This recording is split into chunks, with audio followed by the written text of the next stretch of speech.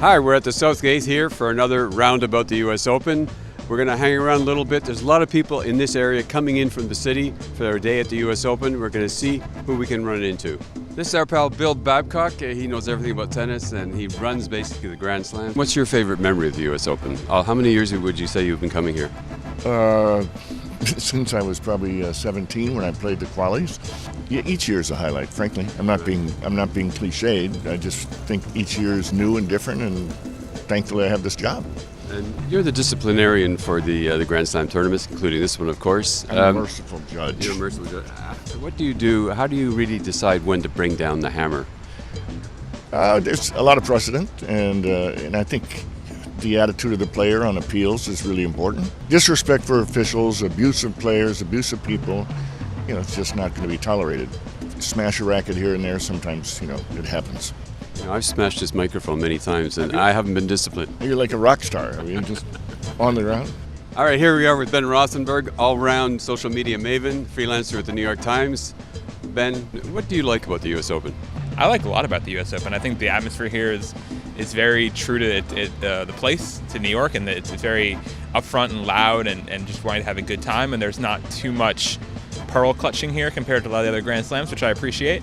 And yeah, I think it's a good place to have tennis, and the fans are very passionate, and outer courts are full. I've heard that it's already packed on court 17 because it's one of the few courts, now that we're in the third round, that has singles matches left today. So they're out there lining up to go watch Basilashvili versus Peja, which is not a match that would fill many arenas many places in the world. We're here with the illustrious and venerable Richard Evans. He's only covering his 50th U.S. Open. So, Richard, we got to talk about players when you talk about tennis. And so, obviously, Roger Federer is sort of a consensus greatest player of all time. Where do you come down on that issue? What, the greatest player of all time?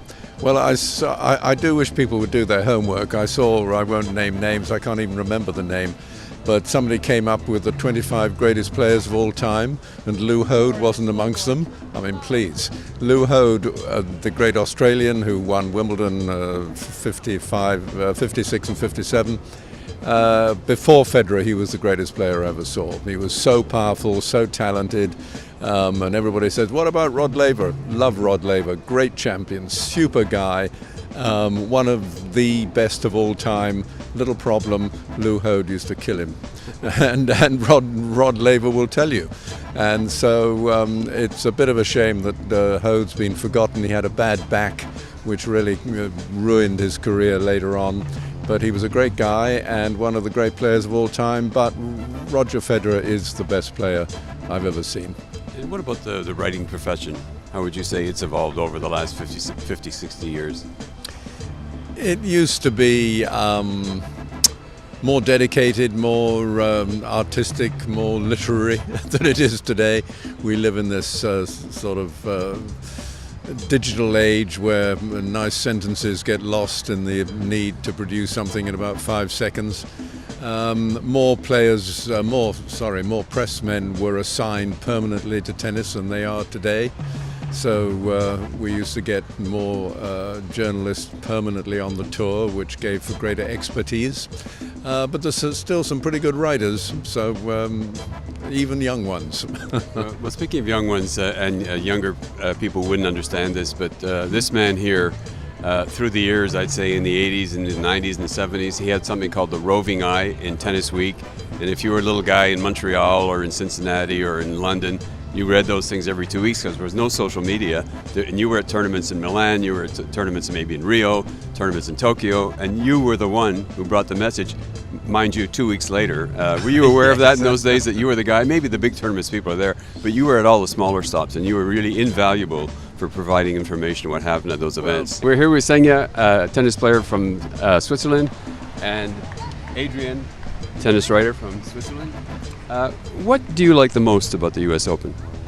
Yeah, I like the atmosphere to be here. Like, it's a great tournament, all the courts, and it's just amazing to be here in New York.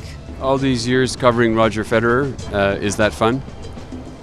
Yeah, it's fun, but if you have written hundreds and hundreds of articles about him, it's something difficult to write something new about him, so that's always a challenge. But he's so a nice guy to work with, so we are like a little bit spoiled to have him as our best player. And what's going to happen to the tennis writers from Switzerland when Roger's not here anymore? Most probably we won't be here anymore, so maybe just the tournaments in Switzerland and maybe Wimbledon and Paris that are quite close. But I don't think that many journalists will come to the US Open and Australian Open after he has retired. Only if another player steps up and is able to, go very deep in this tournament. Betsy Nagelson, how many years have you been coming to the US Open? Oh wow, many. I turned pro in 1974, so I played it 20 times. Any personal highlights of all those times? Yes, it's a good and a sad memory. I had a match, my partner and I, Paul Annacone, we had a match point in the finals of the mixed doubles and lost. What happened on that point? Well, Paul will admit to missing a backhand return, but it was an awesome year, and that was the year Martina won all three, so it was a pretty cool year. Forest Hills was a really special place, and had the privilege and honor of playing Billie Jean King in the round of 16 out there on the center court, and wonderful memories. What do you think people nowadays should know about Billie Jean King that you remember about her back then? I mean, she's the pioneer of women's sports, period, and so respected. There's not anybody like her. That's it for another roundabout the US Open. Should mention that Betsy Nagelson used to be married to the late Mark McCormick, the founder of IMG. IMG started with Arnold Palmer, Jack Nicklaus, Bjorn Borg, some famous athletes, and boomed into a huge enterprise. So it was fun talking to her. We'll be back sometime soon.